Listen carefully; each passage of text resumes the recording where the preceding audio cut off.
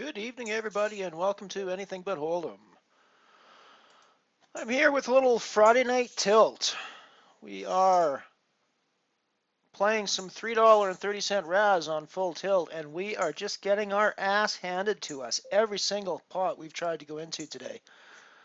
One of these two guys has literally sucked out on us with the absolute worst possible draws that we could be getting versus what he could be getting. Just absolute. It's been absolute garbage. Nonetheless, we are here. I've lost pretty close to half our stack doing this. 7-4-3 ace. I think I've got to be here still. And we'll be check folding this, obviously.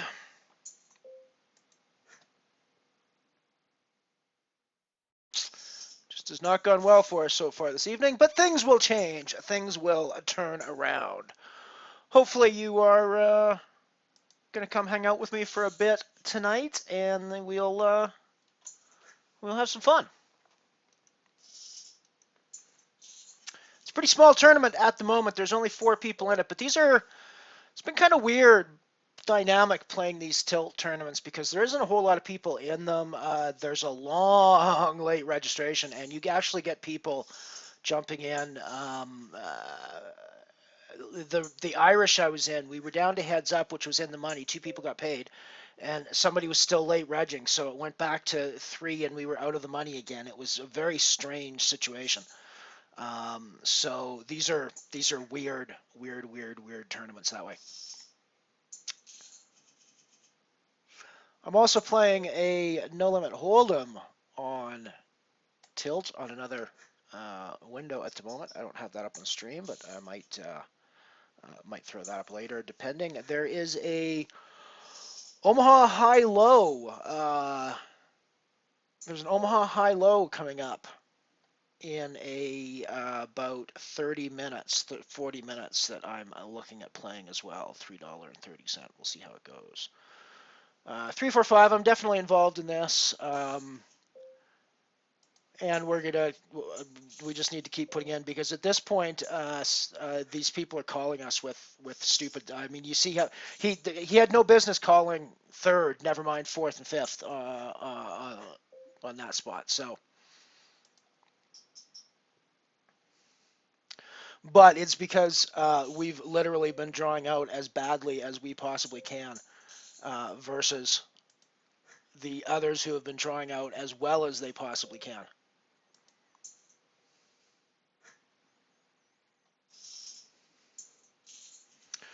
Things, however, as I said, will change. I'm expecting a few more people to reg, as I said, before the end of this before the end of the reg period. We've been playing for about 20 minutes now. Reg goes till level 12. We're in through level 10. We're in level 3 at the moment, so there's quite a bit of reg. Left coming up.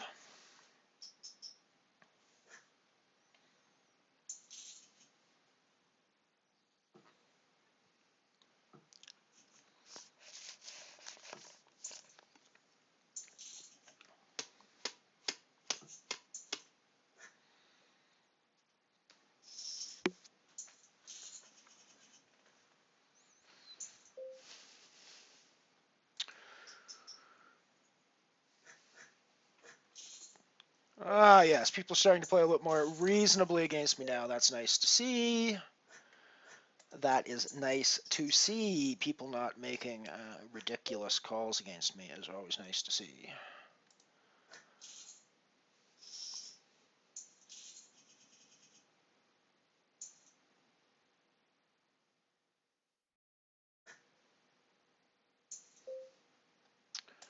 And we're out of there.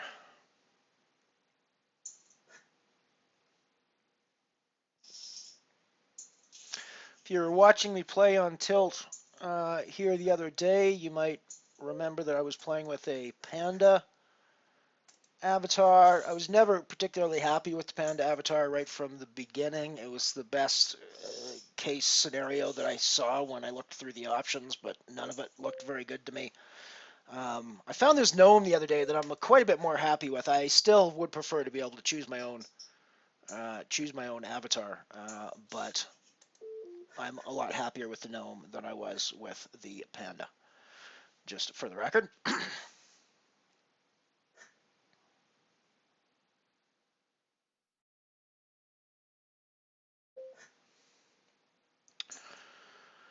I I cashed in a 220 Razz here on Tilt earlier today. It was three people cashed in that, and we got into the um, got into cash when I was the chip leader.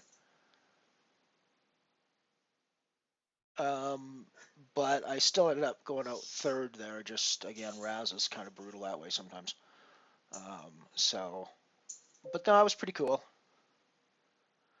It's been actually a big day for Razz for me as well because earlier today, as well in the PSO home game, the earliest game was also Razz, and I won that. So I've actually won a Razz, come third in a Razz, which was a money placement, and now I'm in another Razz tonight, and we'll see how I do. Nice to see some folks out on the stream there. Say hello in chat. Let me know who's out there.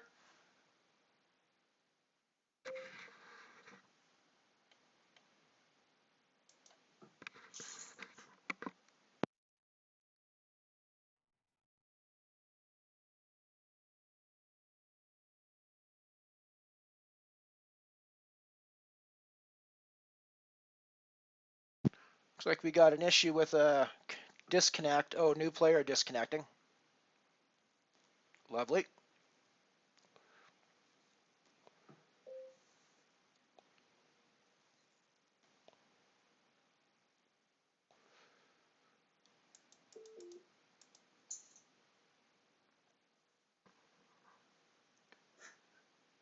Hey, Matt Rosa, good to see you, buddy.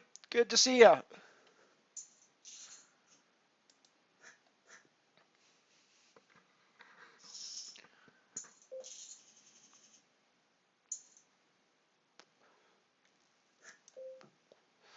It's Saturday morning for you, isn't it? Or Saturday afternoon sometime?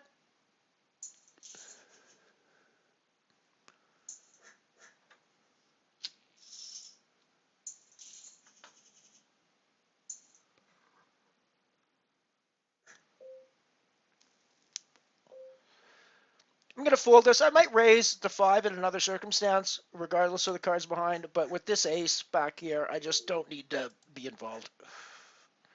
Also, being the small stack, I need to be a little bit strategic about my uh, about my choices. This is one that I'm definitely going to complete and try to take down.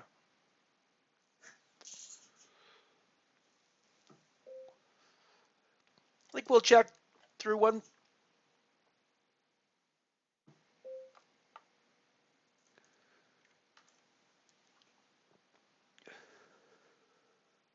I'm going to check one more time here.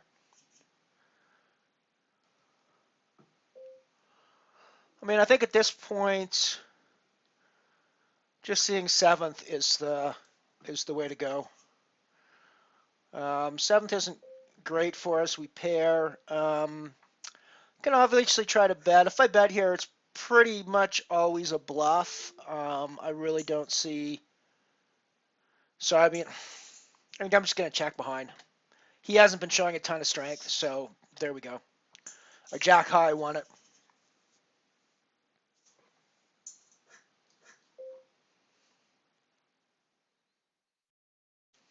Gonna complete here again. The 8-5 deuce is a strong starting hand for Razz. Got 2 cards to the nuts there.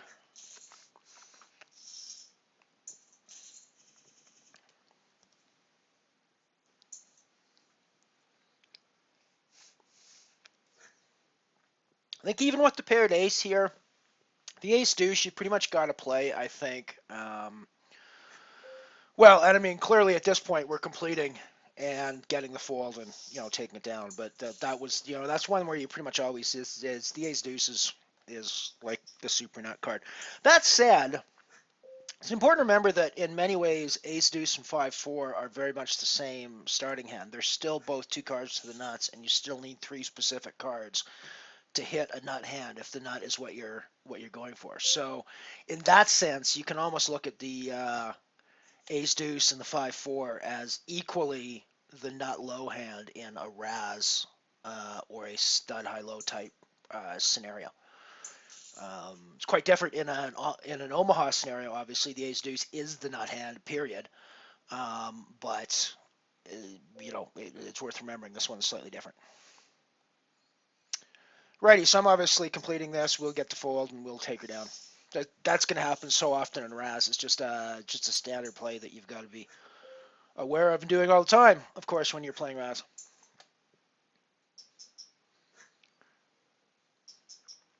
This is fun. It's been ages. I never played on Full Tilt before. Actually, the way that they got me back, I'm not. I'll be honest. I'm not keen on the interface. I think that the interface is very cartoony.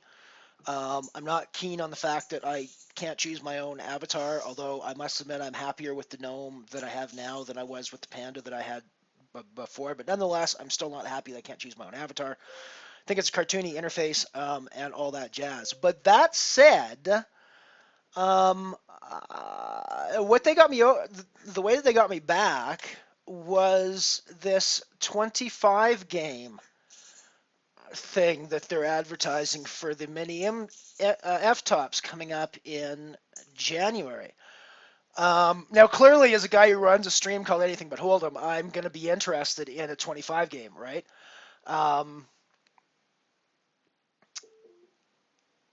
Yeah, I think the chat is pretty far behind. I think I was probably 4 minutes or so before I actually got in. I was supposed to be 3 minutes, but I think Twitch was slow. Either Twitch or my broadcast software was slow getting me in on here. So I think I'm pretty good here most of the time. 65321. I'm gonna be good almost all the time here. I'm hoping that little Mike raises me. He's been playing pretty aggressive. He's a Canadian. He's been playing pretty aggressive recently. So yeah, I'm actually not surprised he got a call there. I'm a little surprised he didn't try to raise me and push me off the pot there, frankly. So, um, I could raise here easily because I've got a very strong hand. I'm just gonna call behind, disguise the strength of my hand a little bit, and see what we draw. We're not drawing great. I think we're gonna check through again, see what happens on Fifth Street if we can get through to a cheap Fifth Street, which we're gonna do. At this point, I think we're absolutely behind Self-Made Fool. Are we potentially drawing better than Self-Made Fool? Maybe. But even that's, I think, marginal spot. So I think I'm folding here most of the time. I really don't think the 10-8's going to... I'm going to have to have drawn better than 10-8 to want to continue being involved in the hand at that point, I think. Almost back to our start stack, which is nice because we were down to almost half a stack at one point after taking some brutal beats early in the tournament where we were putting money in spots where our hand looked to be the best hand in the world and the other people were just drawing out like crazy on 6th and 7th. Everything was just going to hell in a handbasket for us. So it's nice to be back up to roughly a starting stack again, give or take. We've had another new entrant in it, so we're up to 6 total people in the tournament now. Nice guy Darren from Ireland has just joined. We've had the Owl King from Canada was a late entrance as well.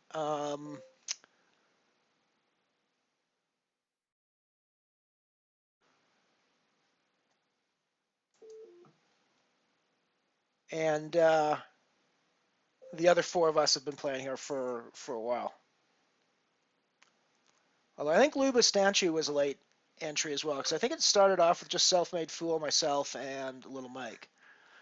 It's really Little Mike and I that opened this game. I was the first person to buy in on this one earlier today, just to make sure that there was somebody there. Little Mike was probably about 2 hours behind me, and we were sitting with only two up until about 5 minutes before the start of the game, when Self-Made Fool bought in and made it an actual game to play. I was in this one last night trying to play it, and it didn't start. There was only two of us. Little Mike and myself were the only two in there, and it didn't get going, unfortunately. So, but tonight, here we go. We're running. It's nice.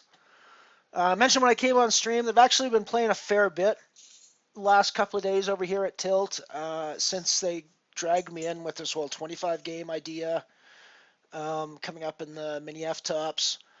And I actually cashed a 220 Razz earlier today here for $6 or something like that in third place.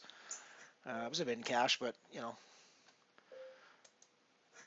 that's cool. When it's a small tournament like that, and it's only three people paying out, the min cash is actually reasonably good. It was like a 3x min cash. So I mean, it's a pretty serious min cash.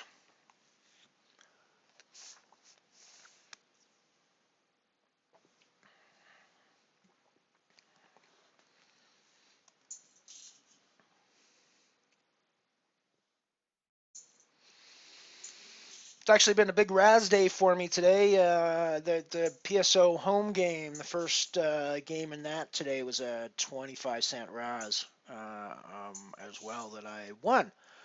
So hopefully this one's going to be 3 for 3 that I'm cashing for Razz today. That would be pretty awesome.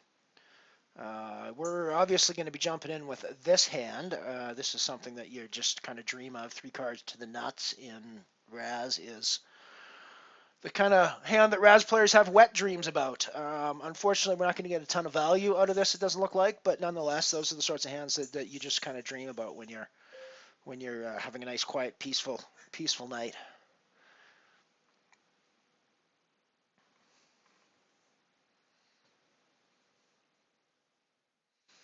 It's hard to make Razz an interesting game, I think. It's, there are times when Razz is just going to be soul destroying. And tedious, and that's just the way it is. You kind of have to deal with that in Razz. I think one of the skills to being a good Razz player is being able to handle the mind-numbing boredom that sort of 70% of your time at the Razz table is gonna consist of. I think that's one of the skills of being a good Razz player, being able to do that and still be sharp when the time comes that you have to be sharp. The edge in a game like Razz is so much smaller, I think, than a lot of the other games, simply because, let's face it, it's pretty simple. You've got to get the 5 lowest cards. You're seeing a ton of information about your opponent's hands. They're seeing a ton of information about your hand. There's not a lot left to chance in this game, frankly. So once people figure the game out, the variance becomes very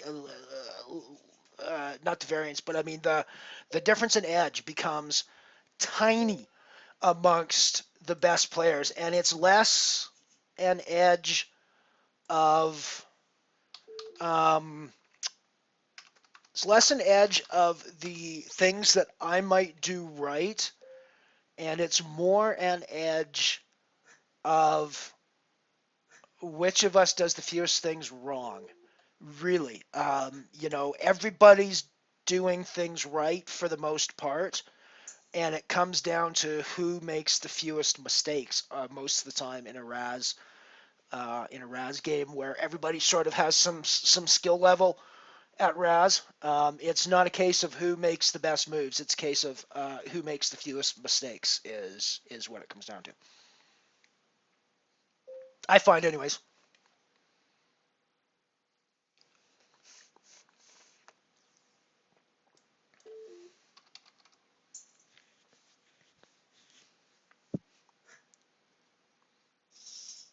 For the record, I'm also playing a no limit HoldEm game, also on full tilt. I'm just doing the full tilt. Okay, what do we got here? This is. Oh, we are playing a Jack 9831. Can we call this? No, I don't think we can call this. I don't think there's any reason that we even want to try to call this, frankly. Um,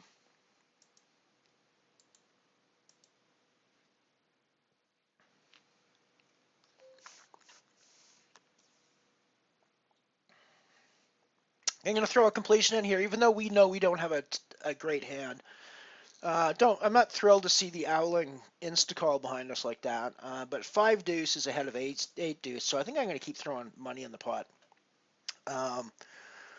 Yeah, and that fold is probably best case scenario for us. We knew we didn't have a very good hand there, so we were betting on the strength of what it looked like, and at the end of the day, we couldn't withstand a showdown. So there was a certain point along the road where we would have had to stop putting money in the pot with that hand because it would just become obvious that we were throwing, lighting chips on fire, which is never a good thing.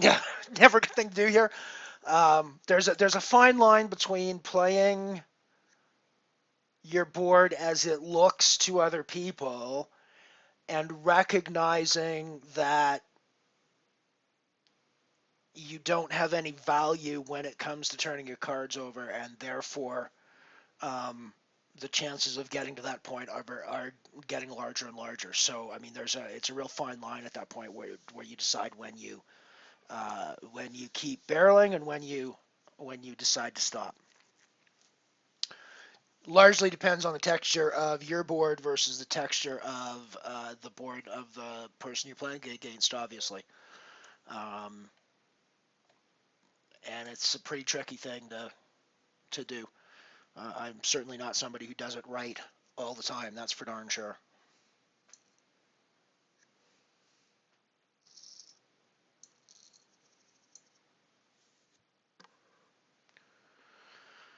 Eight ten Jack, we're going to be getting rid of that most of the time.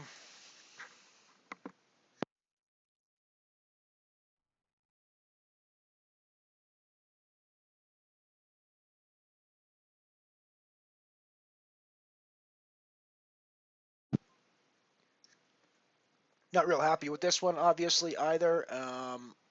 And I think to the ace raise, we can pretty easily get rid of that.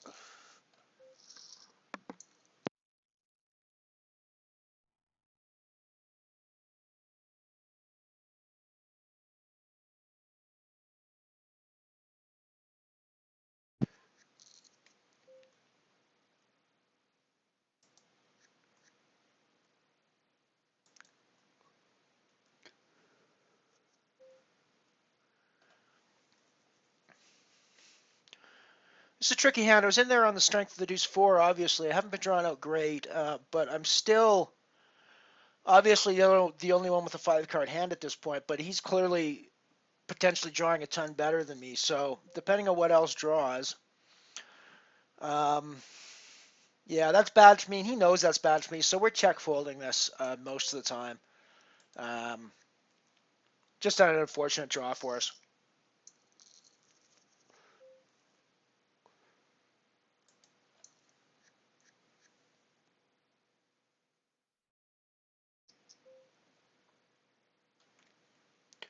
And we got to get out of the way here again as well, I think.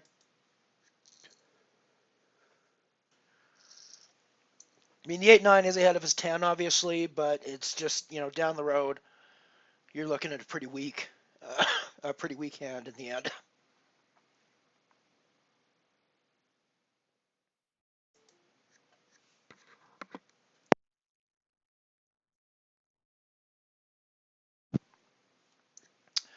Right, so we're up to 7 now. We just had Big Matty jump in the game.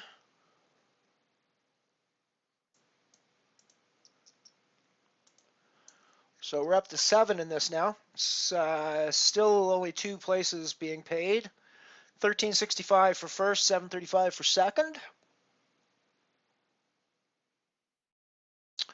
We're getting out of the way here with the queen, I think. This is a hand we're getting involved with. 2 cards to the nuts and 3 to a 65, which is pretty strong holding to start with.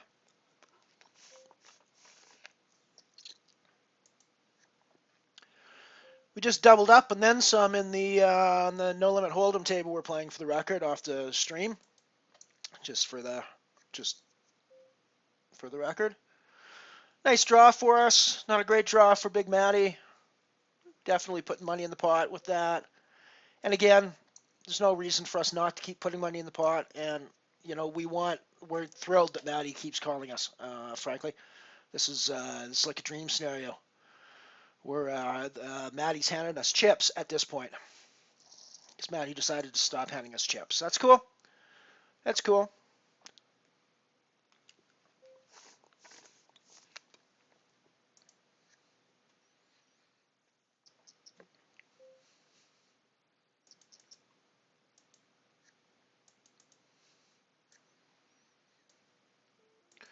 I'm completing with the ace here, obviously. Even the 9-5 ace is pretty strong behind.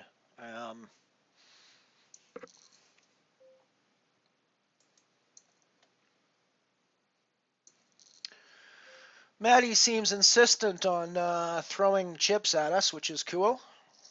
Keep it coming. Keep them coming. I certainly don't mind having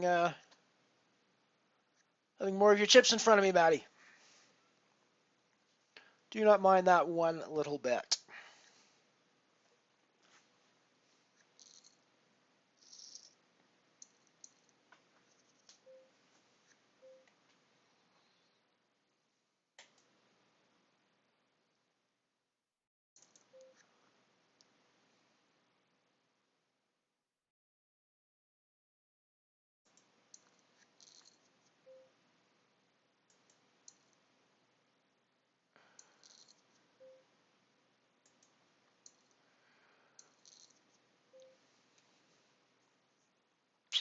Alrighty, so we're playing at 87. I think we're ahead of most of Self-Made's hands. It's possible. No, it's not possible that he's ahead of us. I was going to say it's possible, but no, he was playing a 9. There's no question he was playing a 9. There's no question he's playing a 9. So we were ahead of him all the time.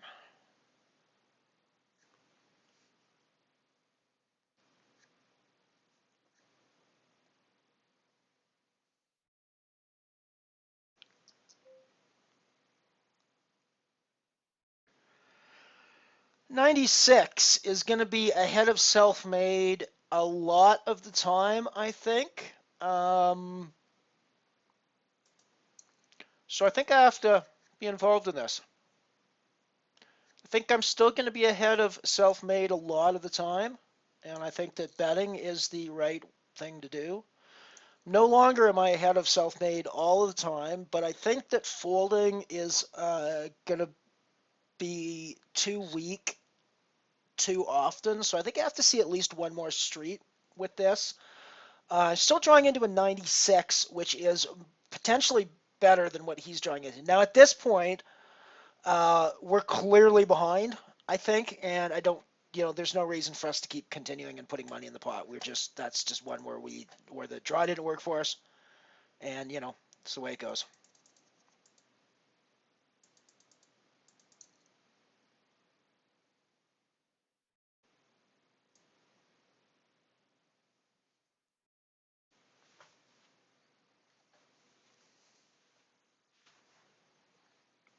Self-made fool's no fool for Razz. He knows how to play the game, so I'm definitely not going to put anything past him, or nor am I going to try to make too many smart moves on him, because he's gonna have it figured out pretty quickly, I think, in most cases.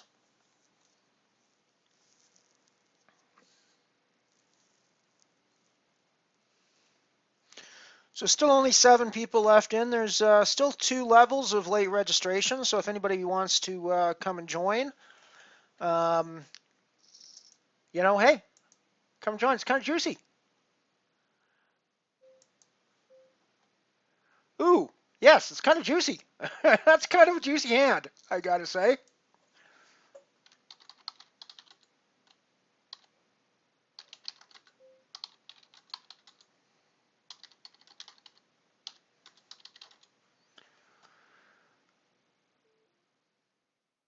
absolutely going to keep going with this. We can't do anything else. There's no, again, we can't do anything else. Even with the king here, we're seeing seventh without a question.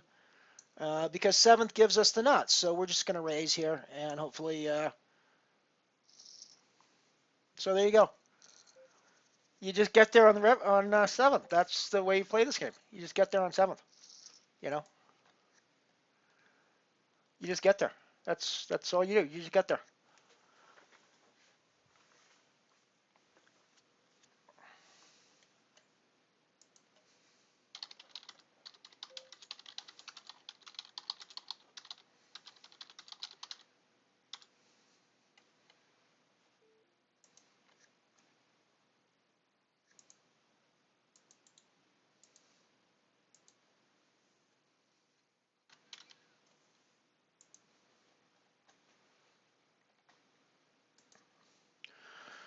So still seven people in this. We've still got one level, two levels, 9 and 10 of late registration left.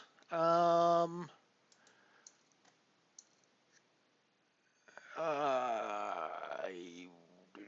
am sitting in the chip lead with just about 900 chips more than Self-Made Fool, who's in second, and Big Matty's a fair bit behind with 3220 in third. Folding, folding, folding.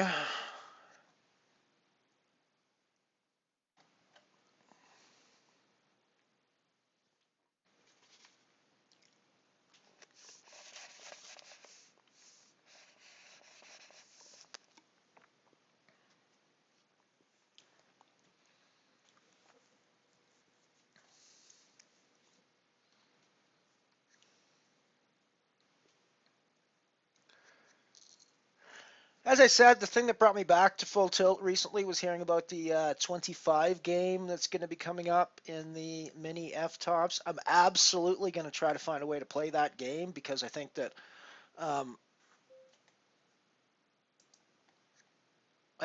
my stream named Anything But HoldEm has no credibility if I can't play in the 25 game that's coming up, because that just seems like something that's just made for a stream called Anything But HoldEm.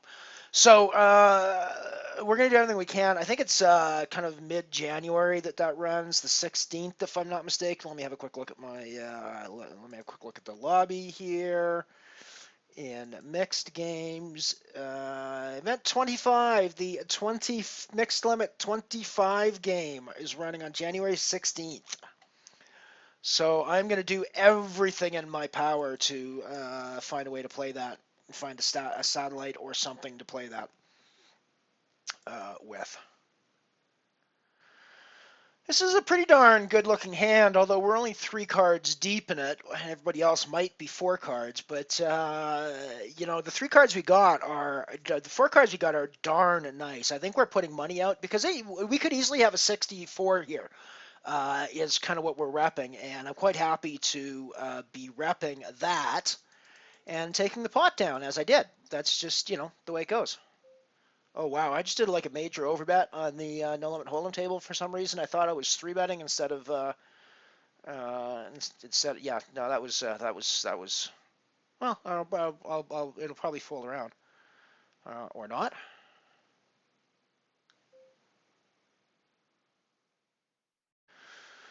Oh, nice flush. 9 flush, 9 flush. What do you want to do here? What the heck?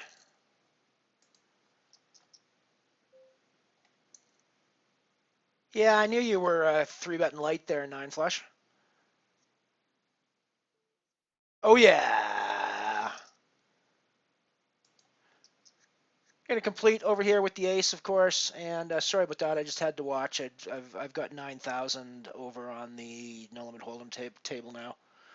I might put that up on the stream at some point. I'm gonna fold that. I'm gonna check here. I'm not thrilled with the jack, obviously. 96. He's showing a 9 up top. We're 96 for a 4 card. I'm kind of ignoring the jack at the moment because I'm going to draw better than that if I'm planning to play this hand. So I think I can go one more street. He's paired as 4. I'm now in a 97, potentially drawing to a 76. So I think I like this hand pretty, yeah, and he's going to be gone a lot of the time. So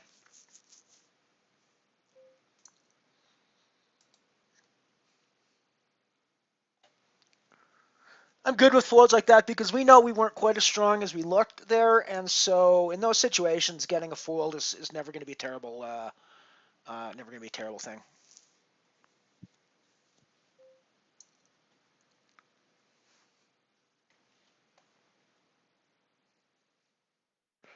I'm gonna fold this one. The 5 ace is obviously playable, I think, but it's easily foldable there with the 9 as well, I think, in that spot. And we got a comfortable chip lead, so I don't really think that there's any reason to be too insane at the moment. We obviously want to be putting pressure on people and using our chip lead to accumulate more chips, but I also don't think that going crazy at this point. Going crazy at this point is a really good way to start losing your chip lead again because people will start to identify patterns of raising a lot of pots and start to identify it just goes poorly in Razz usually. So you still have to continue to pick your spots properly, even with a chip lead where you're trying to put pressure on people. Um, I must admit, I'm a lot happier sitting at this table with Self-Made Fool on my right than I would be with him on my left. I think that he is um, I think he's the biggest, strongest player that I've seen at this table. Um,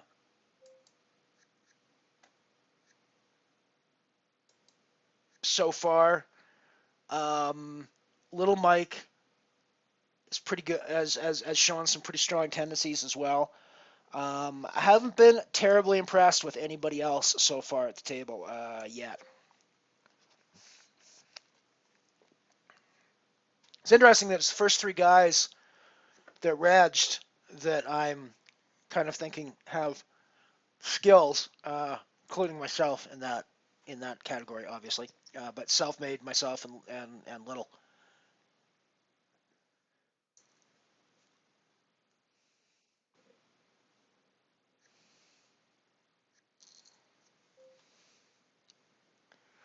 It's a pretty ugly looking hand, obviously.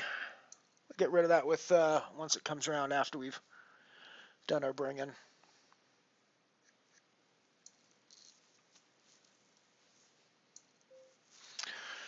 We get rid of that here, even with the 6 deuce. It's just not worth playing. We're 2 cards behind self-made almost always, so it's not really worth pursuing.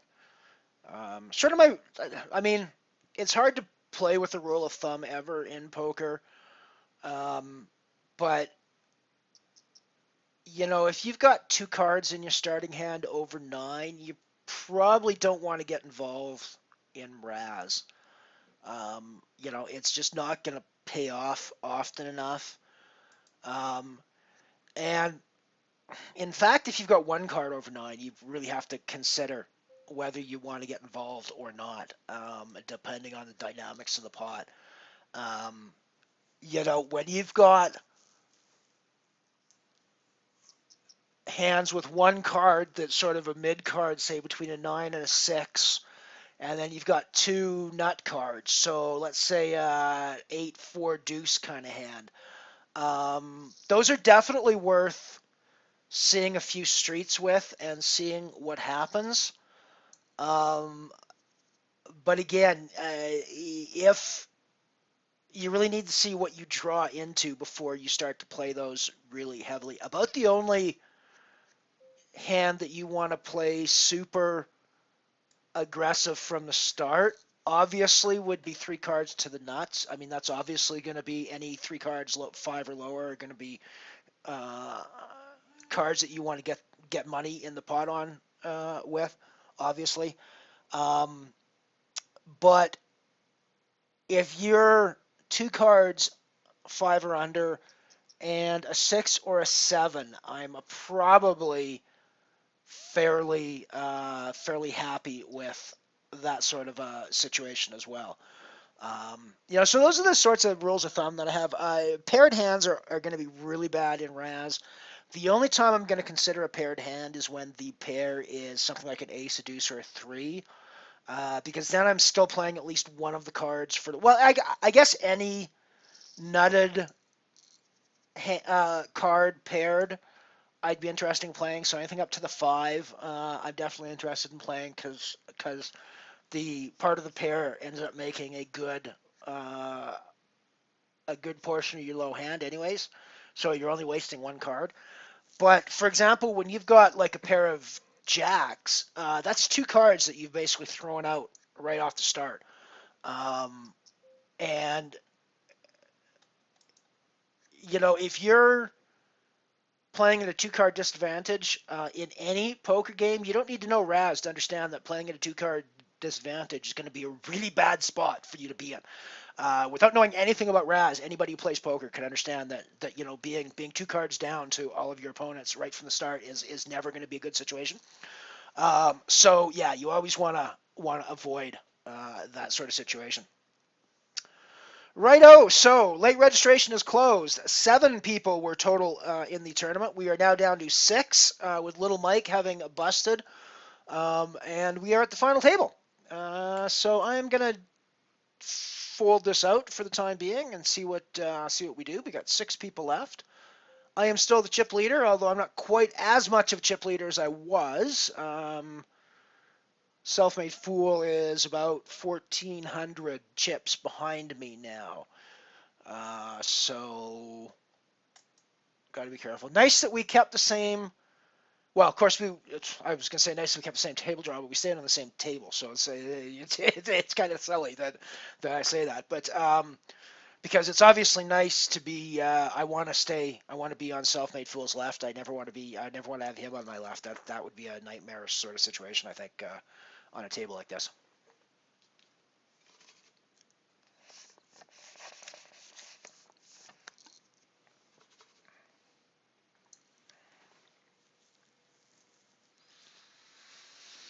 So yeah, like I said, if you were watching the stream yesterday when I took down the Irish here on Full Tilt, my first time ever playing Irish, and I won the tournament. I was pretty chuffed about that, I gotta say. Um, you might remember I was a panda in that. I never liked the panda, so I went ahead and looked through the avatars yesterday, and I don't know how I missed the gnome the first time around, but the gnome is definitely much more me than the panda ever was me. So I'm much happier with the gnome than I possibly could have been with the panda.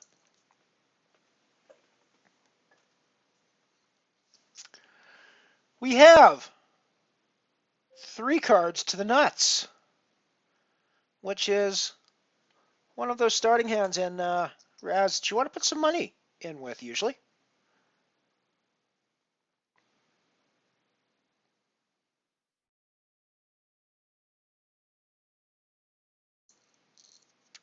Wow, he called us. Interesting. We're gonna put more money in there.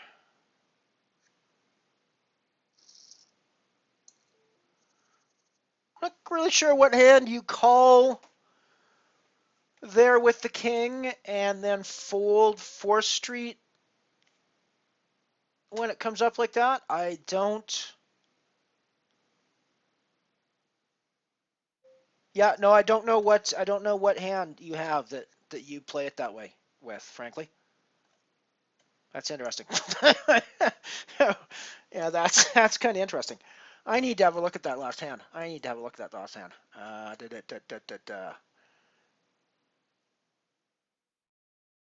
So if we go back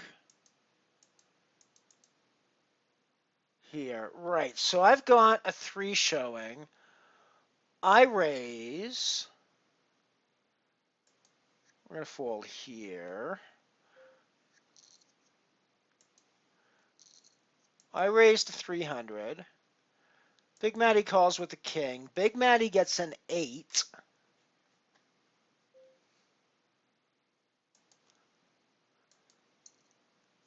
Well, I get a 9. I bet Matty folds. So the only thing I can guess is that it was an 8X that Matty had behind, and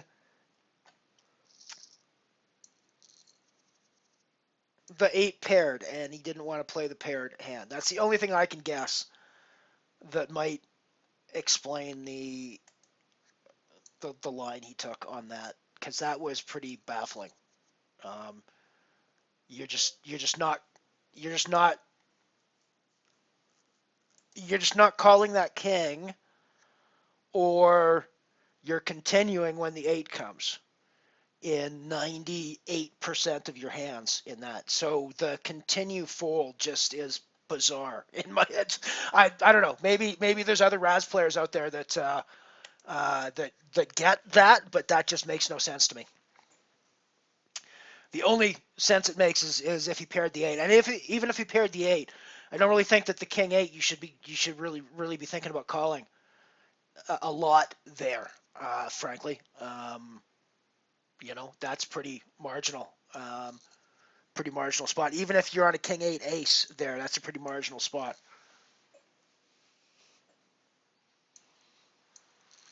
So, but anything else, the 8 draws into a reasonably strong low hand that's better than my 9. So, why aren't you continuing when you pull the 8 and I pull the 9? That's what. So yeah, it makes no sense to me how that hand plays out. But hey, that's cool. We'll mark that down. We'll keep that in the back of our head. And in fact,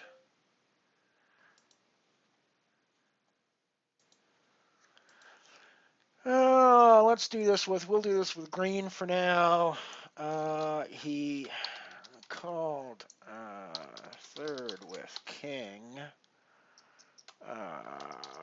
folded and 8 on fourth to my 9,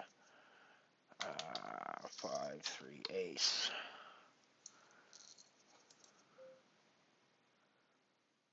Oh, and he's gone now. So that was we noted him just in time because he's now gone. If we see him again, we'll know that he took a rather bizarre line there, and that's going to be a good thing, I think.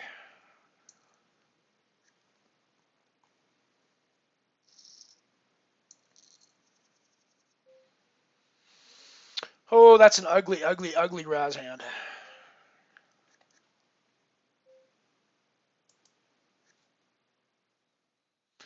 We're folding. Obviously, the Razz is going. I'm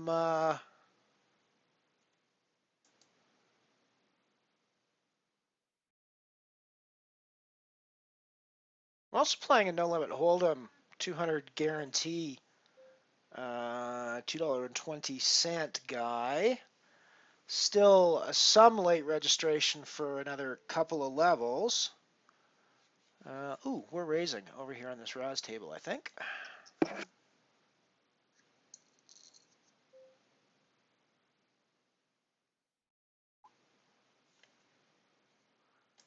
We're absolutely raising. We're continuing to put money in the pot here. No reason not to with a hand like that. I mean, yes, self-made is looking strong too, but... Oh, wow, we're down to 4 now. I didn't see that last bust. Self-made is... Self-made is doing the business. See if Luba wants to bet into us here. Bah! Got a fold. That just went badly. You know, happens in Razz. You got to deal with that.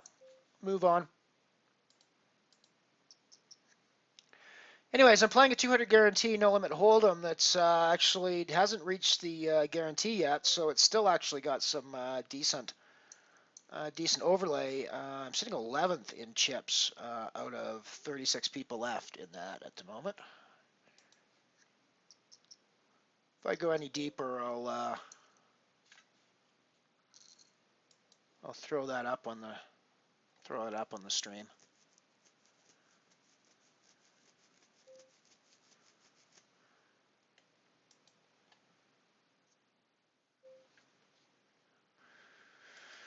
Yeah, I'll bring in with the jack. We're gonna bring in fold here most of the time.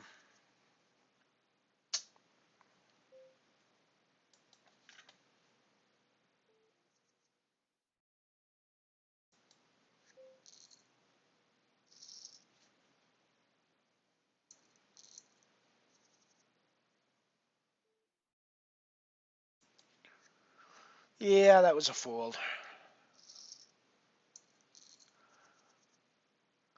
I have a very strong feeling that this is going to come down to self-made fool and I heads up. That seems to me the most likely way this plays out. I mean, obviously, anything can happen at this point, but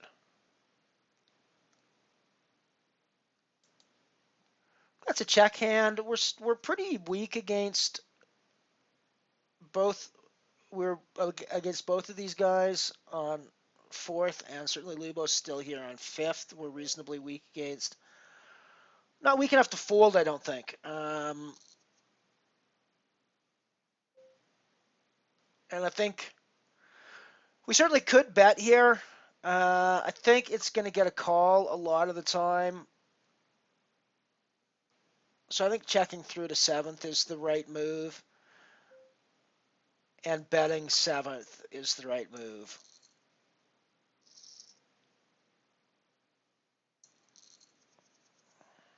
Yeah, if we'd have bet sixth, we might have actually won at that time. So I think that was probably incorrect. That was probably incorrect of me to check sixth there. Now that of course, that's being results oriented, looking against his exact hand and his exact draw out. But I also think that no, I don't really think my board looks. I don't really think my board is strong enough to induce a fold when I bet on sixth, and also, given that all it does is lose me more chips, basically puts another big bet in the pot for him to take.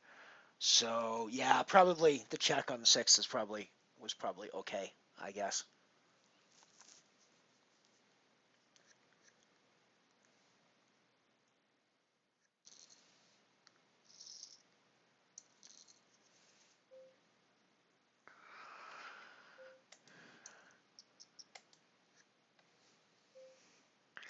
I don't think I'm ever continuing with a King 8-3 here. It was the same argument I made with Big Matty.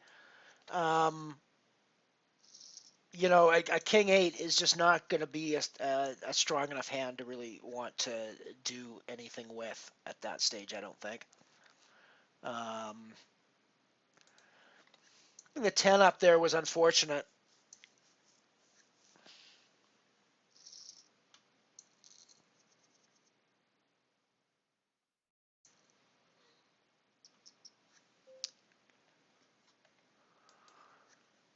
They have queens on the no limit hold'em table for the record.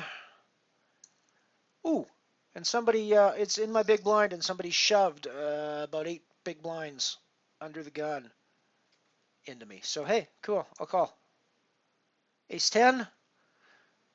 So I'm way in front. Ooh, they flopped spades. Damn it, turned spades. They flopped spade draw, turned the spade, turned the fifth spade, and boom, they doubled up over me. That's okay. Still got a good chip stack over there. It's just gonna happen. We're on break, so I'm gonna do some custodial duties, and hope you'll stick around. I'll be back.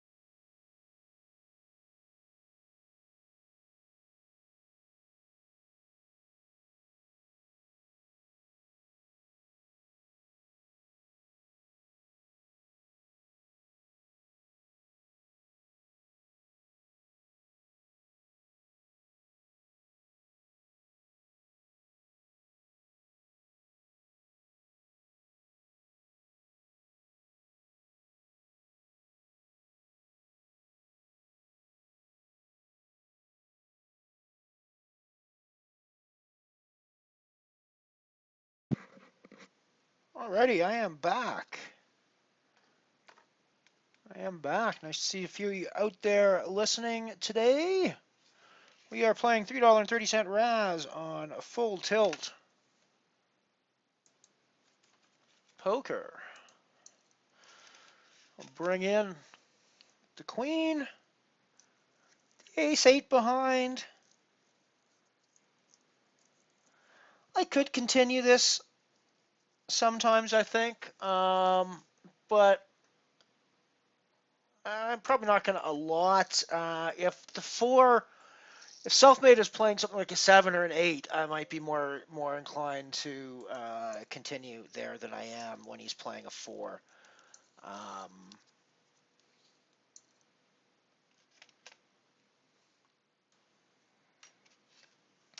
Let me know who's out there in Chatland. Say hello in chat. Let me know who's there. It's always good to have people watching.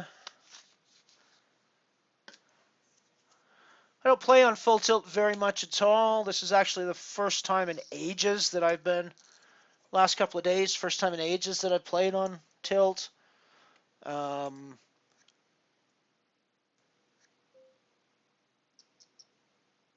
They sucked me in with the 25 game that they're running in the mini F-tops.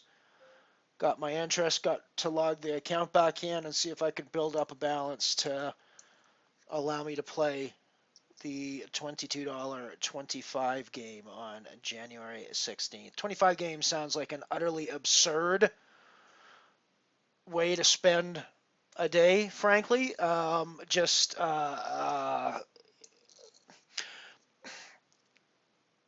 If there's any of you in the UK and you happen to watch a program called Top Gear, there's a way that Richard Hammond likes to describe supercars where he says they're just bonkers, right? I mean, they're just not real. They're just so exaggerated over the average car that they're just bonkers, right? That to me is what 25 game is to poker. It's just bonkers, right? It's just so exaggerated over everything that possibly could be poker. So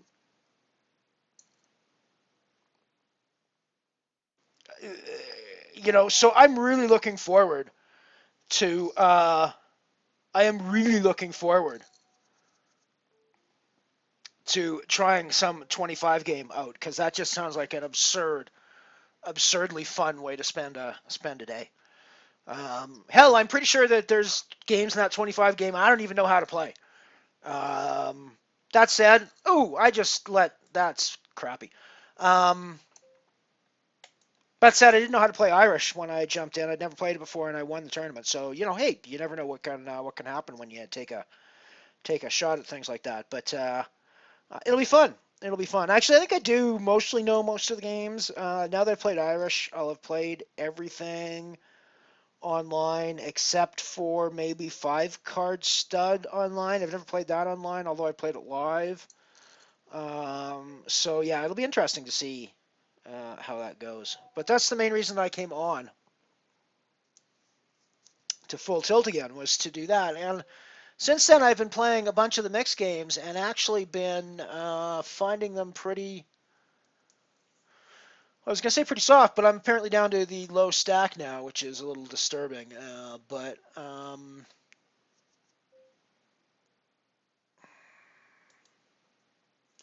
much we can do about that, I don't think.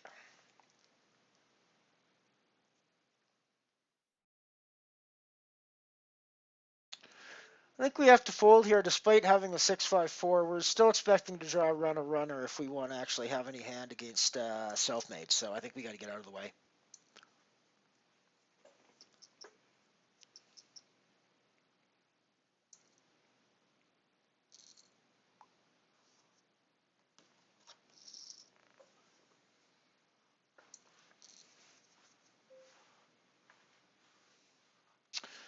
Alrighty, so we're down to 3, which means we are on the money bubble. Surprising, frankly, that self-made fool was the one that busted there.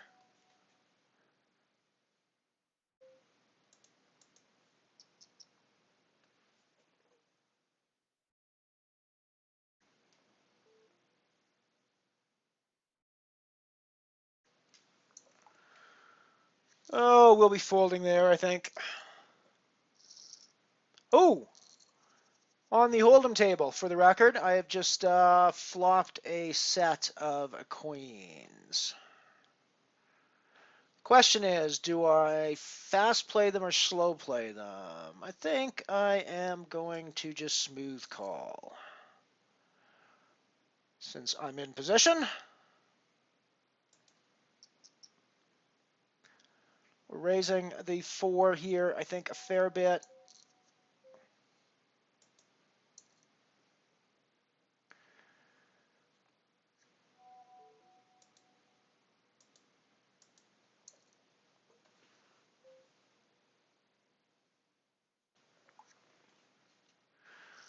And call here.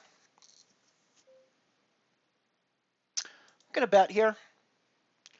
We're ahead of the king 10 for sure. We're still ahead of the king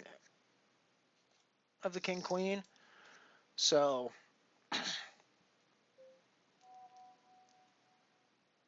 getting out of the way on this one.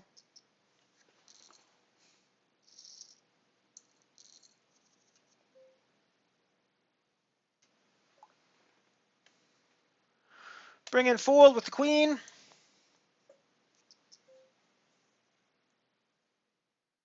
As I said, bring in fold with queen.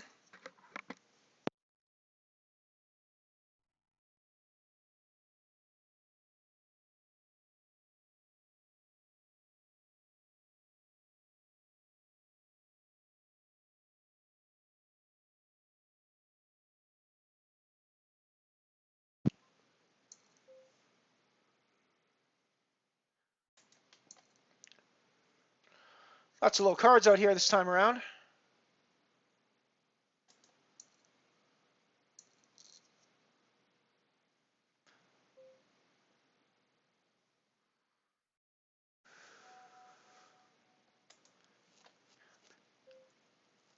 Wow, this is some interesting boards for both of us.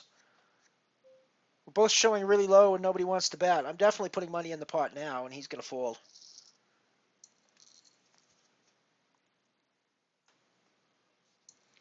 It's another one that we're not going to get a ton of value out of, but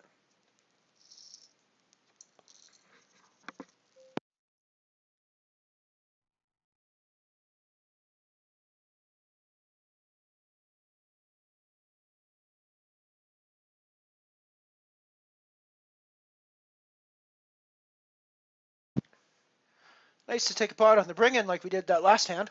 That's it's always something that's unusual that happens. We want to be looking for spots to get the Owl King all in. That was not a spot that we could do it in profitably. We're just going to hand him chips, which is not what we want to do in these spots.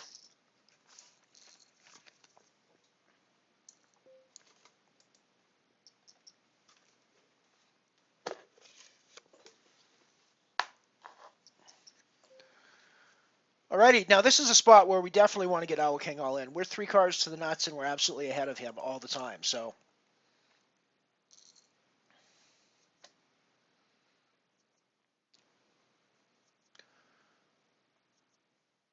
that's us. So we are now heads up and in the money in the Razz. Woohoo! Binkage!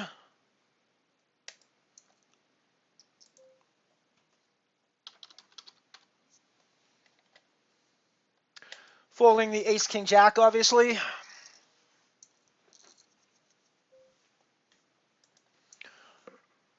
I think we'll fold again here.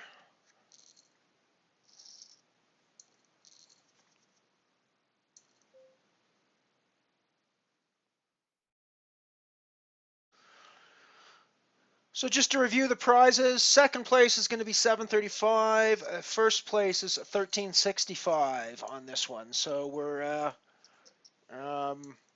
guaranteed $7 for our $3.30 investment, and we are potentially going to take down $1365.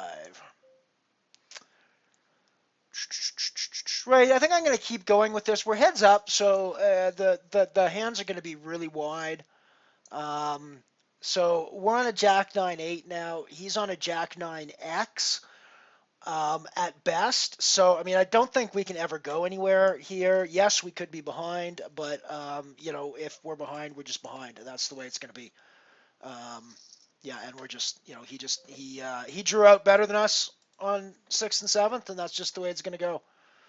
And I think we're just in to see what happens with this one, because you know that last one went so poorly. We're in better shape than we could be, absolutely. Yes, we took that. Okay, well we're on our way back. Chip in a chair, folks. Chip in a chair. We're gonna do this again, I think.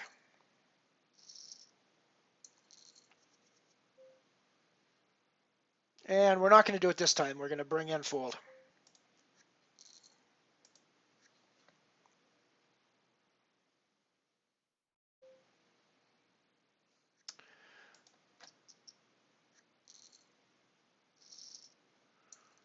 Even though we had the pair of jacks back there, we had to play that 7 as though it was a super powerful hand. There's just no other way to do it. If you're playing Razz, you'll never win Razz if you expect him to put us all in on this one. Yeah, like I thought. Wow, strong hands for both of us.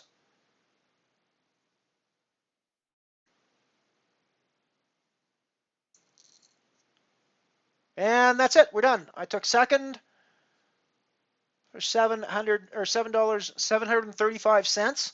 $7.35. Lubo Stanchev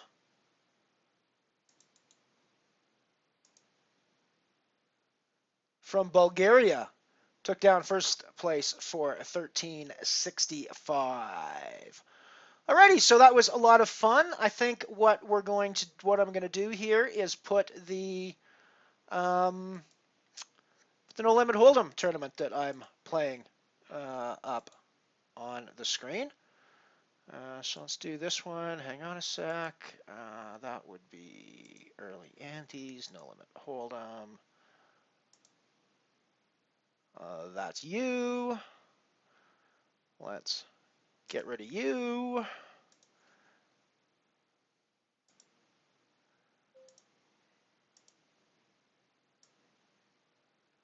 And there we go. So we got a 6-5. We're going to fold to 6-5. Actually, give me a moment. I'm going to get rid of that. I am going to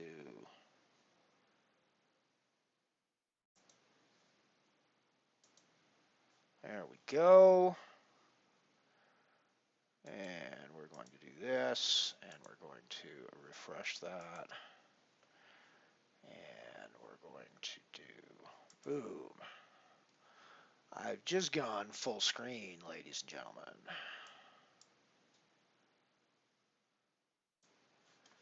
Alrighty, so we are in. This is I should change my title. This is the. We're still in the Friday Night Tilt, but this is now the. We won. No, we came second for 735, and this is now the 220.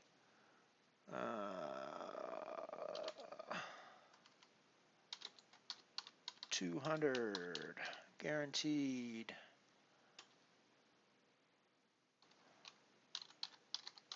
Early antes. NLHE. Fold.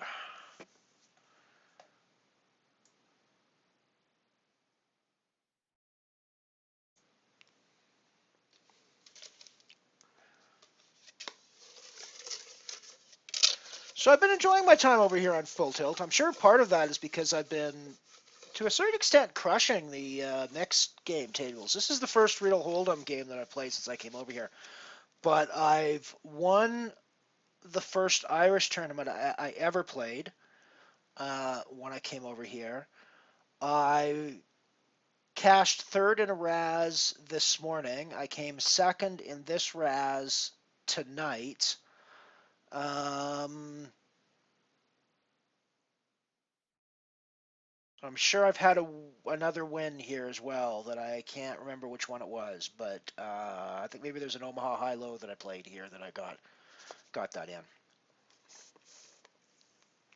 Speaking of Omaha high-low, I think actually there is one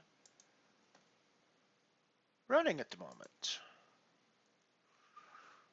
Yes, there's one that just started a while back. So what I'm going to do is play around with this stream again a little bit.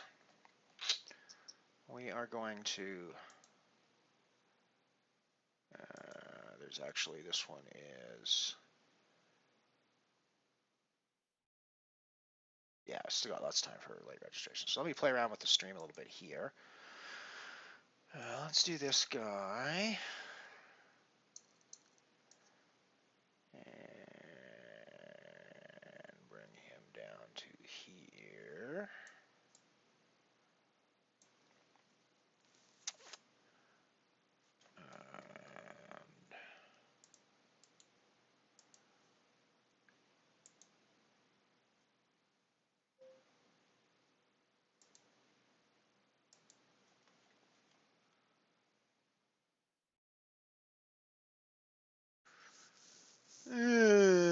What do we do with nines here? Nines is an ugly spot out of position here.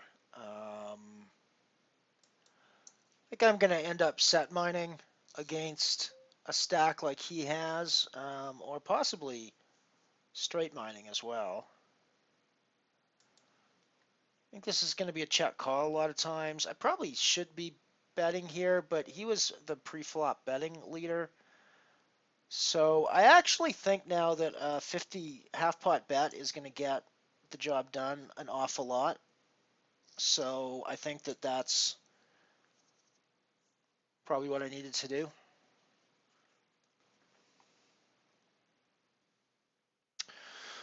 So right, that puts us there. Let's move that up. We're going to fold our 7 deuce, I think. And let's register in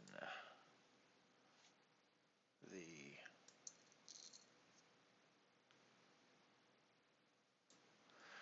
Omaha high-low.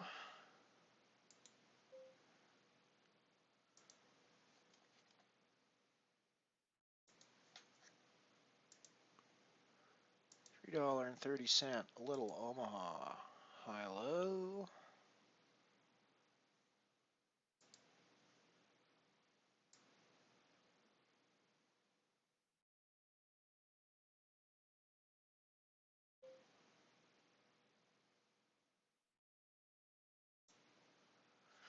Alrighty, we'll fold our King 7 there.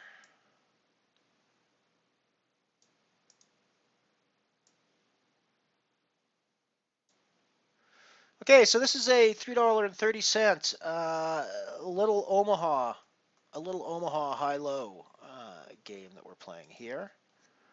And actually, just for my own peace of mind, I'm going to change where these two are on the screen, just because the Omaha high-low is on the left on my screen, and the No Limit HoldEm is on the right on my screen, and if it wasn't that way on the stream as well as I was watching it, it would just make my brain go kablooey. So here we are. There we go. So on the left we have Omaha high-low, $3.30. The tournament series A Little Omaha, or A Little series. I played the A Little Razz today and came, as I said, third in it. I played the A Little Irish yesterday and won the thing on my first time playing Irish. I think I played one, as I said, high-low, and I don't remember what I did here. For some reason, I think I've busted one, but I also think I've won one. So either one of those is wrong, or I've played two.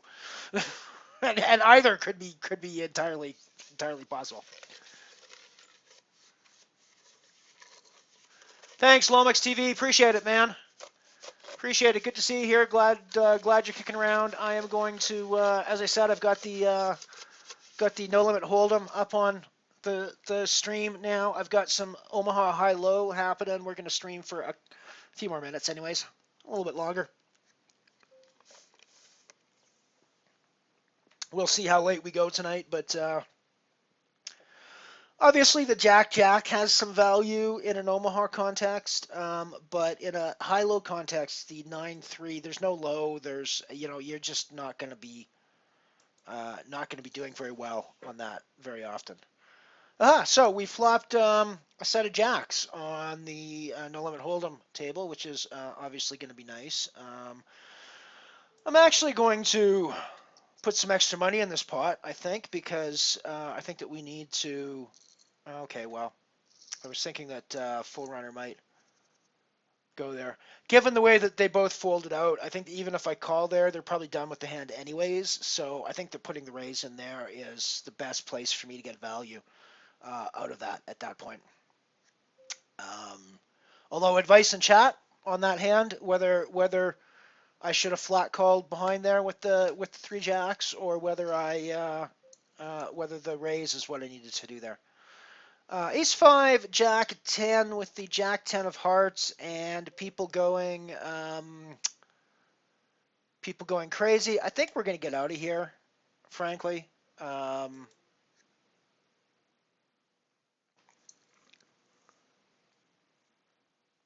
Now, this is a fixed limit game over here, so we have to bear in mind that that's going to play somewhat differently as far as what hands are going to be raising and so on like that. But still, when you get people capping pre-flop or coming close to capping pre-flop, oh, here's Big Matty was in the Razz tournament with us just now, so that's kind of cool, and all in here in the Omaha High Low. I wonder what they're whether they're gonna.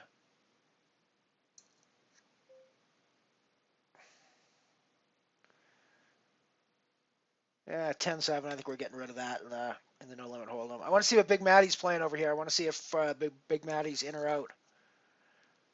Any 10 has got the straight. No, actually, this is Omaha. What am I saying? Any 10 does not have the straight. Matty's done. Matty's done on both tables. Well, of course, the other table's done, but yeah.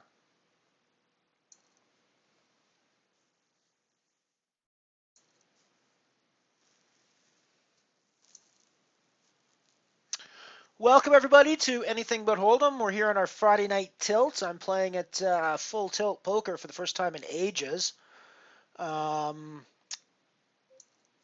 I got to tell you, what sucked me back into the Full Tilt game. Let me tell you first off what got me away from Full Tilt. I think that the interface is cartoony. I hate the fact that they don't let me choose my own avatar, that they only give me a selection of avatars to pick from. I'm reasonably happy with my gnome now that I have my gnome. I mean, he's the best of a bunch of bad options, but at the end of the day, I want to pick my own avatar. Thank you very much. So those were the reasons I left. Let me drop that story, come back to it once I play this hand over here, which is the Ace King, Ace Deuce 5. I'm loving that situation, I think. So that's what got me away from Full Tilt. I just think it's very cartoony. What got me back was the absurdly fun sounding 25 game that they're running in the mini F-Tops coming up, which I absolutely want to be streaming. So look for that to happen. Look for that to happen as we move forwards into 2015. I'm going to be trying to move to some much bigger stakes stuff happening.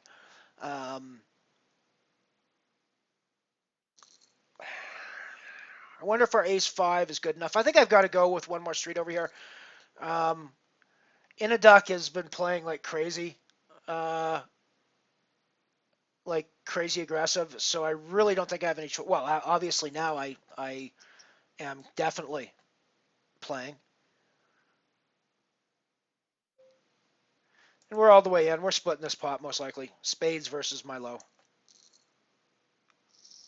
Yeah, that's what I figured. Like I said, spades versus my low.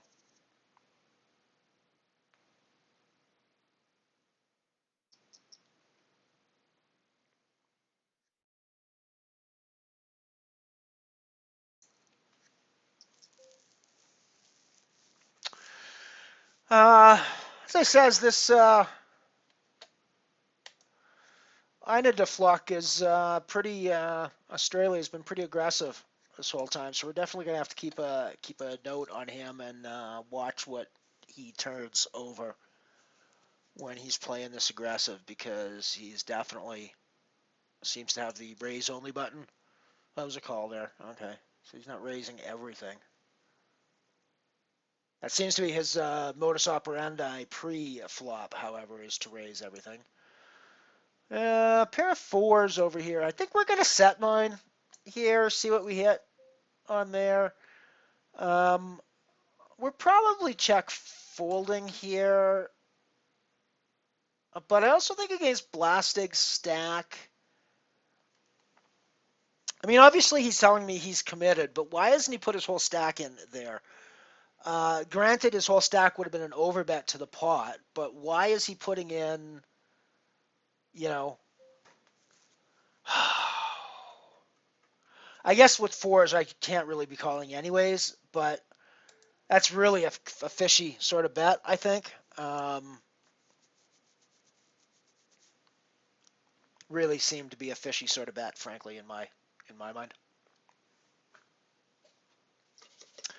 Hello, hello, hello. Welcome to Anything But Hold'em. We're doing the Friday night tilt. We just finished cashing the 330 a little Razz tournament for $7.35. We are on to now the $2.20 no limit Hold'em early antes 200 guarantee.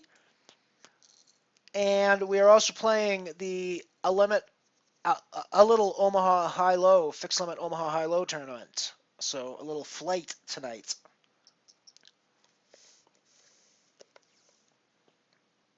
So yes, I am playing Hold'em on Anything But Hold'em. However, I'm also playing some Omaha high low, so that balances it out. We're still playing Anything But Hold'em over on the left-hand side of the screen. So any of you Anything But Hold'em purists, just focus on the left-hand side of the screen. Ignore the right-hand side of the screen. Any of you people that have been begging and wanting to have Hold'em on the screen, on the stream, focus on the right-hand side of the screen and ignore the left-hand side of the screen. Any of you who like poker, focus on the whole screen and listen to my voice, and we'll have some fun while we do this.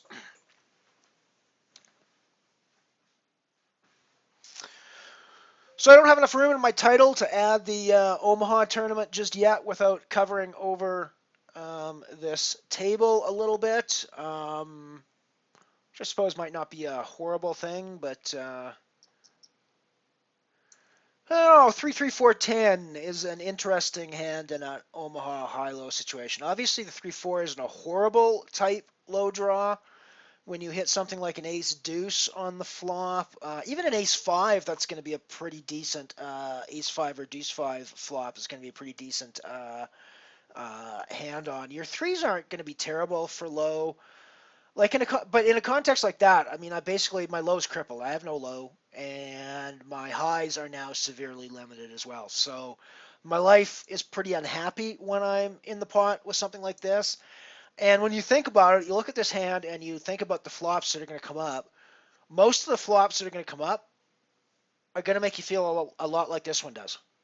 Um, they're not going to make you feel horrible, but they're not going to make you feel real happy either. So in those situations, I think it's probably pretty reasonable just to get the heck out of Dodge early, not put the money in the pot anyways, and then you're never really faced with difficult decisions down the road with a marginal holding where you might be losing a ton of money. Well, we have aces on the no limit hold'em table, which is not a terrible place to be, frankly.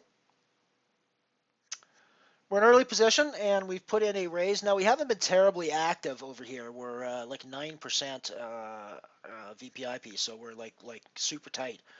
We've been super taggy over here. So Little surprised that we're getting draws. Ooh, we have got like one of the nutty hands over here in No Limit Hold'em, or in the Omaha High-Low. Well, I absolutely think that there's no reason, obviously, that we're not just reshoving our aces here. And, we're in pretty good shape. We're in pretty good shape to have have a nice double, and we've got a nice big double up. Well, not quite a double up, but close enough. Binkage! You gotta love that, folks. You gotta love that. When you get aces and they shove into your stack, you gotta love it. When you got ace, ace, deuce, and 3-8 king comes up, you got to really kind of love that too, because if somebody's playing the ace king, they're going to be going, ooh, ooh, ooh, ooh, ooh, I've got a high, I've got a high, I've got a high. Now, obviously, the clubs are going to be a bit of an issue for you, and anybody playing two kings or two eights or two threes has just killed you, of course, but that's just the way it goes. Now, we've actually turned into a nice nut flush draw to go with our nut low draw and our pair of aces. So we're pretty happy to put money in the pot, I think. I mean, I don't think there's any reason that we shouldn't put money in the pot. I think we've got the best draws. We got the best hand a lot. We got the best draws almost all the time. The 10 of clubs obviously is not the card we were looking for. It bricks our low and bricks all of our highs. So I think we're just checking behind here almost all the time. We got aces showdown value, but we've really got nothing else. So, we can't do anything else. Nice to see that Poker Griffin was not playing clubs. I was really expecting to have lost that to clubs. So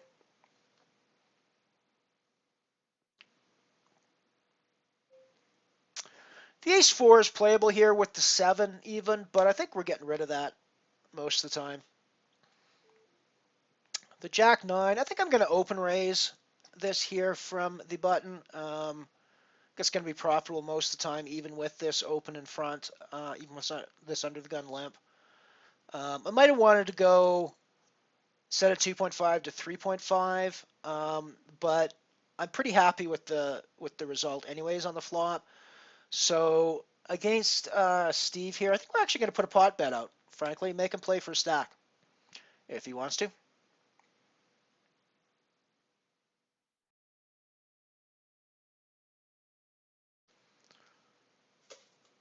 I think it's important when I've got a stack like this against people, I've got to be putting them to really tough decisions in those spots. Now, obviously, I'm not doing that on a bald ass bluff. Well, I might. I mean, I might do it on a bald ass bluff in a certain situation, but in that spot, I'm obviously doing that on a semi bluff with the draw there.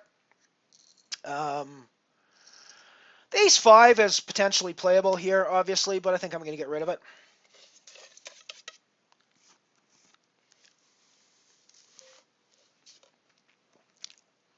No reason to get involved with Jack 7, I don't think, at this stage. Let's have a look at the lobby here. Those couple of big pots put me in 4th position overall now in the chips. There's 12 places being paid. Registration just closed a little while back. Ooh, we're going to raise this, I think. And we ended up with, there was a total of 101 people. So we just barely pushed over the guarantee of $200 for the prize pool. There are 24 left, and I'm sitting 5th right now with 12 places paying. Obviously, we're not thrilled with the ace on the flop, but I still think we're going to half bet C-bet here. Just because when he checks, he's not going to have that ace a lot. He's going to be leading his ace out a fair bit. Now that he's called, I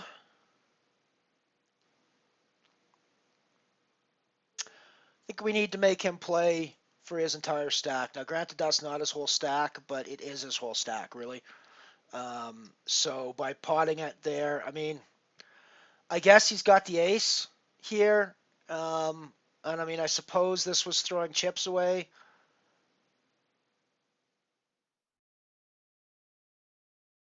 But, what am I going to do now? Yeah, of course he's got the ace.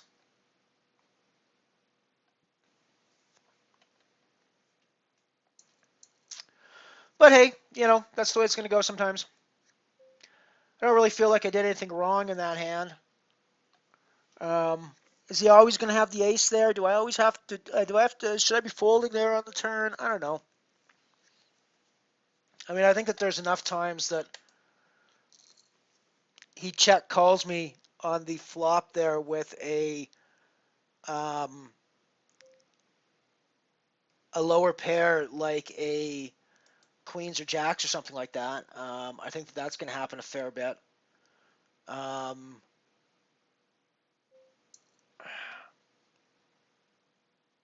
I don't know.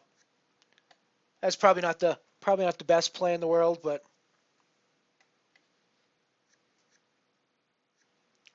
it just seems to me that if I'm folding or if I'm checking on that turn, I guess I could check on that turn or on that flop. He's gonna bet. If I check back on the flop, he's gonna bet the turn almost certainly. Um, yeah, I don't know. I guess maybe checking back that flop instead of c betting when the ace comes is the way to go.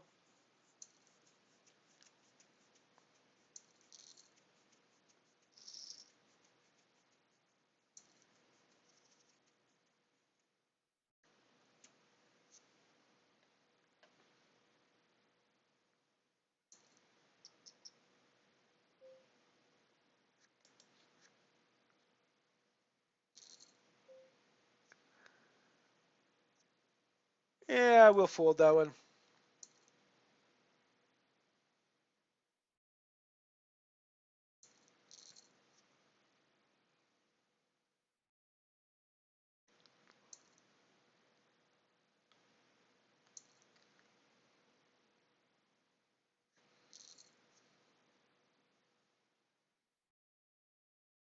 I think Rick Rocky was calling my call idiot there.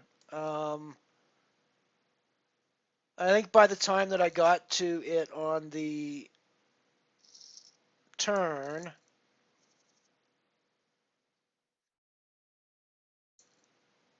and he re-raises me all in, I have no choice but to call there for the pot odds. Even with kings, knowing that he has an ace there, I've got two outs, and I'm getting pot odds to hit them pretty much.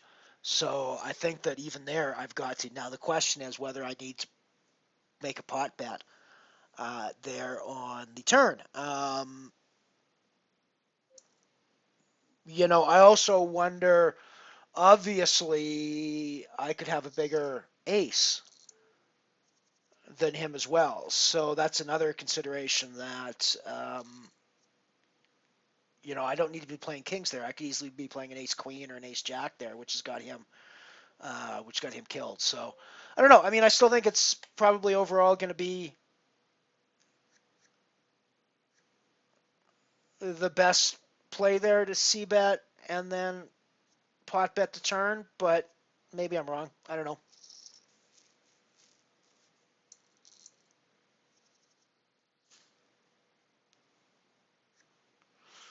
I mean, I obviously think against his exact hand and better aces, it's probably gonna work out badly for me most of the time. But I don't necessarily think that's all of his range there. So, yeah. Hello, Josh. Yes, my name is Elron, and I like to make hands and party. How you doing, man? I just had a bit of a strange whim on a Friday night. It's like almost 1 o'clock in the morning here where I am, so I'm actually on pretty late for me. I usually do this in my afternoon or early evening, or even morning sometimes. So it's a bit of an aberration for me to be on at this time. But this is when a lot of the good tournaments on Full Tilt seem to run. I mean, the Razz. There was one at 11:30 today that I played that I came third in, and then this one started at 10:45 tonight that I just came second in. The The Omaha high-low here is 11.45, and it's the only one that runs that I'm aware of on here, at least in my price range. So yeah, I mean, if I want to play those games, I gotta commit this time, and I think that actually the tables are feeling like I've got a pretty good. I'm in a pretty good spot on them for the mixed games over here, even more so than I am at Stars. I mean, I think I'm in a pretty good spot in most of the mixed games at the levels I play at Stars. But I think here I've definitely been feeling an edge. Um, and I think my results so far have borne that out. Now, whether it's just short-term aberration or not, we'll see. But you know, my results so far have borne that out. I'm definitely up money. Um, yeah, with the current money in play, so with the 550 in play on these two tables, I am $10 up, which is a 50% increase on my initial. It was a $20 initial balance that I had here at full tilt. So I've increased it by 50%, and that's in just a couple of days playing with a few tournaments. So we'll see how it keeps going. Obviously, it's a short term. Obviously, it's a short term situation. Ace four over here. I think probably calling in the small blind with ace four is not going to be great a lot of times. Um, I'm going to be folding it a lot with the 3-5 coming up. I'm probably wanting to see a turn if I can. So we're now got an open ender going, which I think might be worth putting some money in on. But no, I think I'm just going to check. I've got showdown value with the ace high, I think. So um, I absolutely think I'm calling a bet of 500. We're getting like 3.5, almost 4-1 pot odds for that. So um, with the outs that we've got, I mean, I think even our ace is probably clean at this point. So I think that there's really we can't not call there. Um, that's obviously not the best card for us. We don't necessarily think that he's on a jack. He could think that we're on a jack though, and he could easily be on the 6, which means he's folding this right now. Yep, and that's the way we go. So that's a situation where you can use the way that they've acted against them. It seemed pretty obvious to me with Blastig's action there that he was on a 6. Um, he's seen me play somewhere I've checked behind in a couple of spots over here in earlier rounds, I think. Actually, now that I think about whether he's seen that or not, I don't know. But I've definitely done that over here. So, I mean, it struck me that I could represent a jack there better than he could have a jack there. So,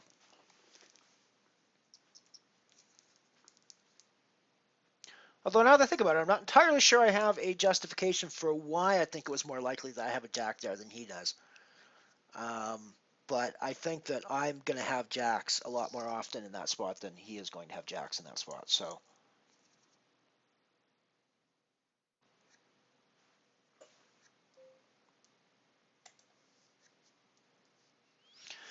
pair of tens with a 7-6 over here on the Omaha high lows. Actually, been getting not great hands over here. Been doing a ton of folding, and I think this is going to be yet another example of that. Even with the pair of tens, which is obviously a decent high hand, there's just not a lot else to go with it. So it's gonna make you cry a lot of times.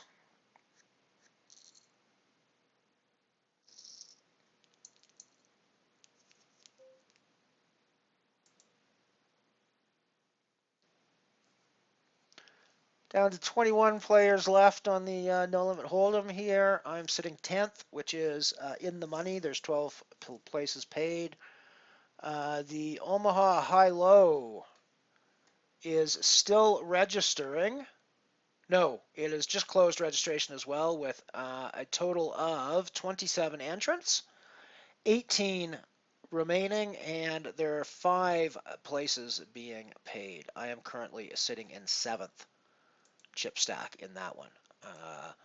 The price structure for the Omaha High-Low is at $32.40 up top, $7.29 for a 5th place min cash. The prizes for the $200 guarantee no limit hold'em. Check through and see a flop there. $60.60 up top. $3.53 for a 10th to 12th min cash. We're raising our aces over here, I think, most of the time. We're not in a great spot with our low hand, so that's a little bit worrisome for us. But beyond that, there's not a whole lot I think that we can. I don't think that we're ever really getting rid of. Like I had to get rid of the ace over there.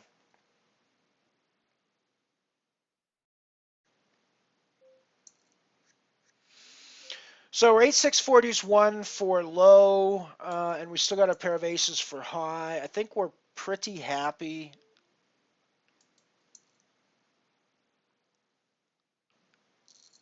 in this spot. I think that we're happy that we're ahead most of the time.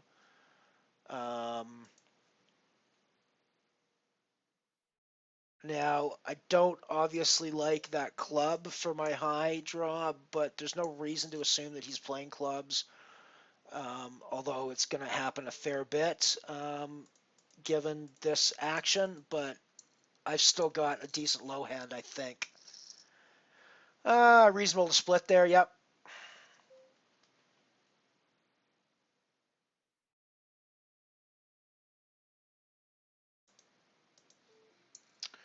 Gonna fold that.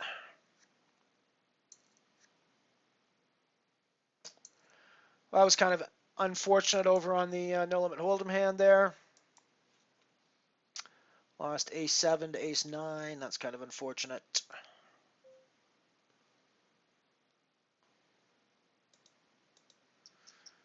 I think a raise our suited connector here on the button.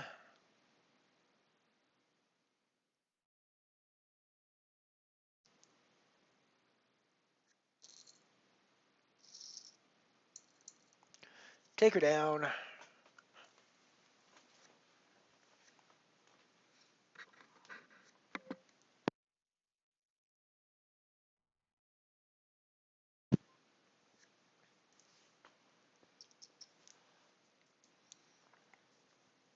It's good to see some people here watching anything but Hold'em tonight. It's Friday night Tilt night. I'm doing everything over on Tilt. We've got a no limit Hold'em game running here, $200 guarantee with $60 up top for first place.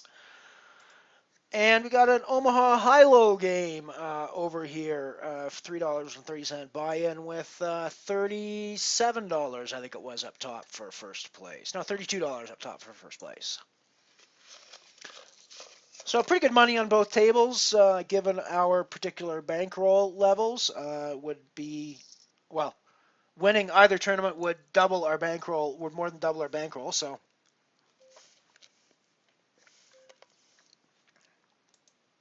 winning the Omaha High-Low tournament would double our bankroll, and winning the No Limit Hold'em would triple our bankroll or quadruple our bankroll almost.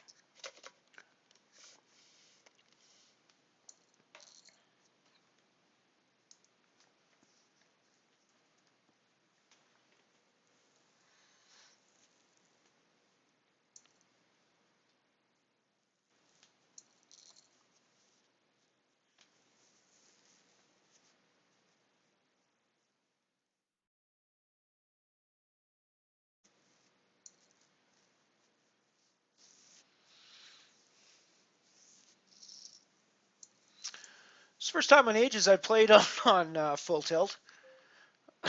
Excuse me for a second.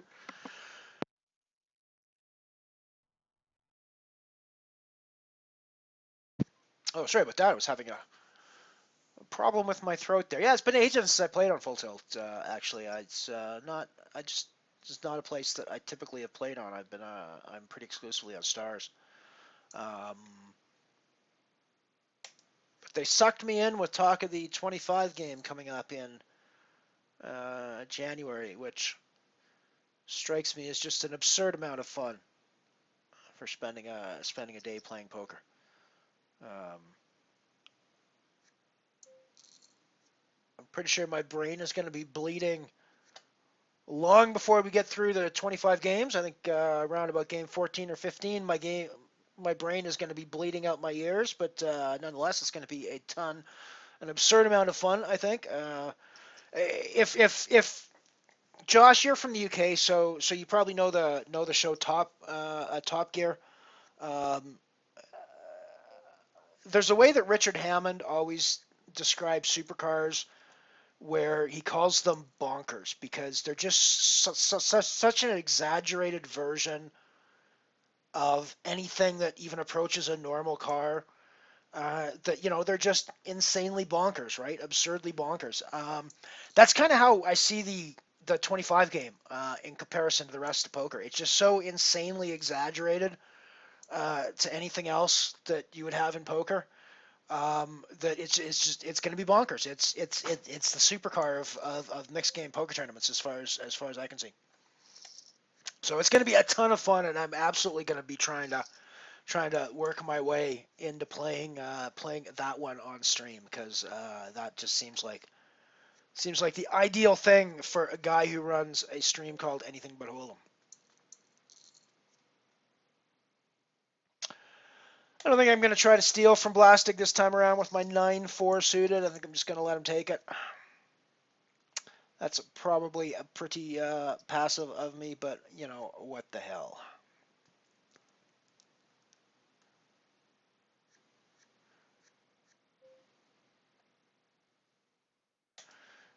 Jay Carver might call me a fucking nit bitch for that fold in the small blind there, but hey, what can you do? Sometimes you just got to be a nit bitch. Sometimes you just got to be a nit bitch.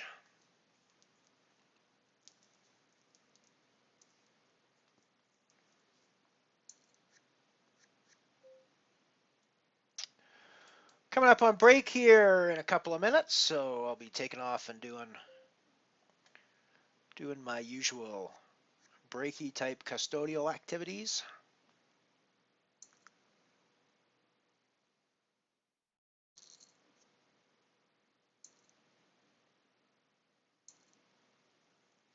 Was in much better shape over here on the No Limit Hold'em table. Obviously blew a bunch of chips off to, I believe it was Caterpillar up here. With the Kings against the Ace-9. I obviously I think that there's different ways I could have played that hand. I still think that the range that he's playing there, it's pretty hard to get rid of a pair of kings at any stage in that hand, given the way that the odds and the stacks worked out. So I'm still not unhappy. Still not horribly unhappy with the way that all went down, even though it lost me a crap load of chips. Since then, I've gone down a little bit more as well, but I'm still sitting in 9th position. No, sorry, that is the wrong board. I'm in 9th position in the high-low. I was looking at the high-low board. I'm in 14th position in the No Limit Hold'em. Just moved down to 15th, which is just outside of the cash, 12 people cash, but I'm not that far out of a cashing spot, so got a very pretty hand over on the Omaha high-low table here that we are going to be absolutely wanting to get involved with. And I think that against, I need to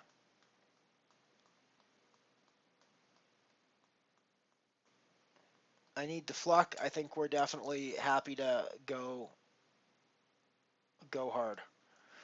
We've got hearts. If he's got bigger hearts than us, that's just our unfortunate luck, I think. If he's got bigger hearts than us, that's just our unfortunate luck, I think. We are in like Flynn with this, and we're either busting or we're done.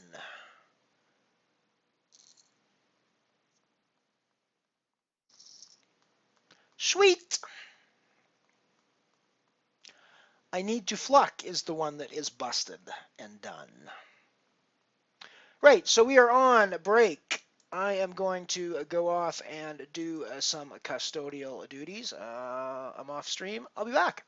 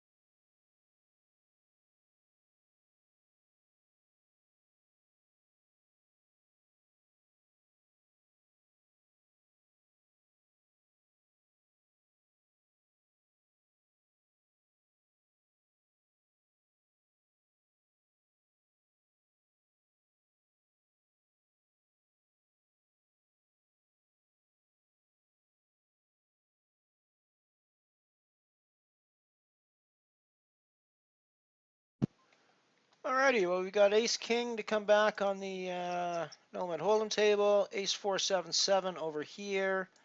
So I think we're definitely going to be in with I need to fluck over here.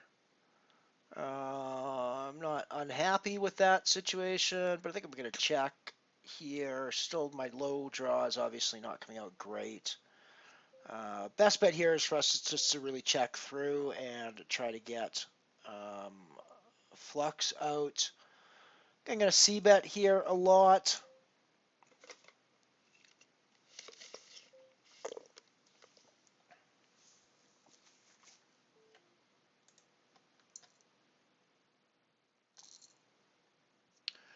And we're done on the no limit hold'em. No, we're not. We've just sucked out on the no limit hold'em on the river. We greensteined him on the river.